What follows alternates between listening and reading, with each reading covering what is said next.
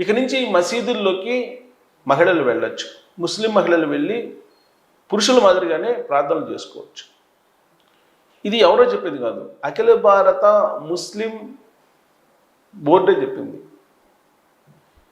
అఖిల భారత ముస్లిం బోర్డే చెప్పింది. ఎవరికి? సుప్రీంకోర్టుకి చెప్పింది. సుప్రీంకోర్టులో ఒక కేసు అయింది. శబరిమలలో మహిళల్ని అనుమతించట్లేదు, అలాగే మసీదుల్లో మహిళలను అలౌ చేయట్లేదని ఒక పిల్లు పడింది, ప్రజా ప్రయోజన వాద్యం పడింది. దాని మీద విచారించినటువంటి సుప్రీంకోర్టు అసలు అఖిల భారత ముస్లిం లా బోర్డు ఉంది కదా, ఈ అఖిల భారత ముస్లిం లా బోర్డు ఏం చెప్తుంది అనేది వివరణ కోరింది. అది చెప్పినటువంటి దాని ప్రకారం ఎక్కడా కూడా ముస్లిం చట్టం ప్రకారం కానీ లేదా ముస్లింలకు సంబంధించినటువంటి పద్ధతుల ప్రకారం కానీ మహిళలు మసీదుల్లోకి వెళ్ళకూడదు అనేది లేదు అనేది ముస్లిం లా బోర్డు చెప్పింది.